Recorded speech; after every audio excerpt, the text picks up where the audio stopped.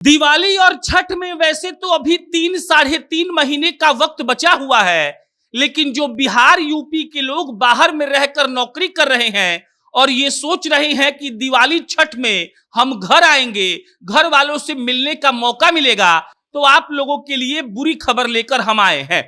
Flight का किराया इतना हो चुका है कि आप सुनेंगे तो आपका माथा ठनक जाएगा।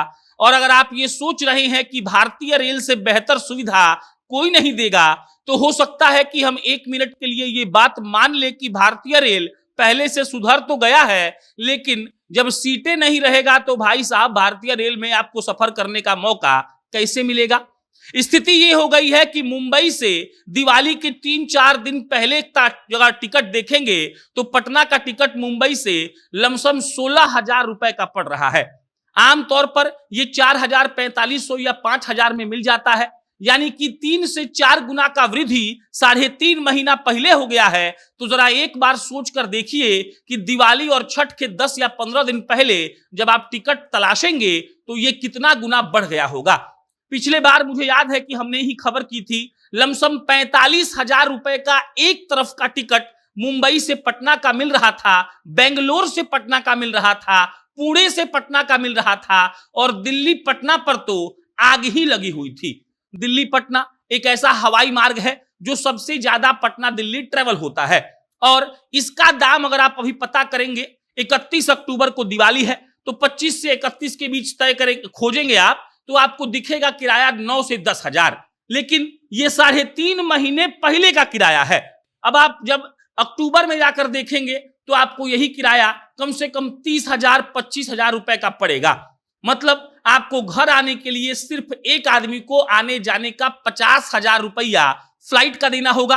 और अगर आप ट्रेन की बात करें तो 29-30 को, यानी कि 29-30 अक्टूबर को तेजस में रिग्रेट का बोर्ड लग चुका है, यानी कि टिकट सब बिक चुके हैं, वेटिंग वाला भी खत्म हो चुका है।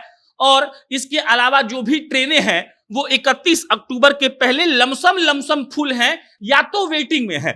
आपको किसी भी ट्रेन में सीट तो नहीं मिलने वाला है।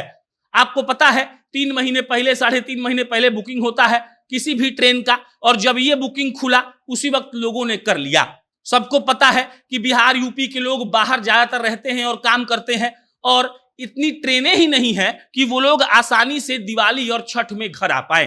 फिलहाल अगर किराया देखा जाए तो बंबई से पटना का, पुणे से पटना का, कलकत्ता से पटना का, अहमदाबाद से पटना का, और अंत में दिल्ली से पटना का, मतलब ये जो 5 मार्ग हैं हवाई मार्ग, इससे सबसे ज्यादा यात्री आते हैं। जो विदेश रहते हैं वो पहले मुंबई आते हैं, बंबई से आते हैं, या फिर दिल्ली आते हैं और दिल्ली से आते हैं, और जो वहीं रहकर नौकरी मजदूरी कर रहे हैं वो यहीं से आने का प्रयास करते हैं। और जब ट्रेन में ठीक ठाक नहीं सीट मिल रहा है तो कई लोग फ्लाइट का ऑप्शन भी चूज करने का प्रयास कर रहे हैं, लेकिन 3.5 महीना पहले ही टिकट का दाम इतना बढ़ गया है कि कोई आदमी इस बात का कल्पना भी नहीं कर सकता है कि वो दिवाली छठ में टिकट करके यहां पर आ पाएगा। अभी कोई टिकट करता है बंबई पटना का, दिल्ली पटना का, तो आने जाने का 30,000 रुपया एक आदमी को लग गया।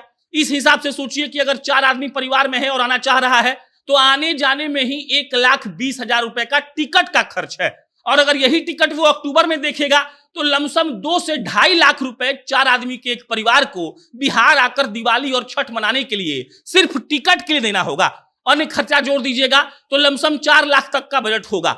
4 लाख रुपया आदमी साल में बचा पाता है कि नहीं, ये एक शोध का विषय है और इस पर रिसर्च होना चाहिए। लेकिन टिकट का दाम तो भाई बढ़ने वाला है, और पिछले 2 से 3 सालों में जितना पर्व और त्योहार में इस हवाई मार्ग पर टिकट का दाम बढ़ा है, भारत में कहीं नहीं बढ़ा है। बाकी टिकट वाले टिकट कर लें, वरना इस बार भी दिवाली और छठ में इंस्टाग्राम पर रील लगाकर घर वालों को मिस करने के अलावा कोई ऑप्शन नहीं बचेगा। धन्यवाद।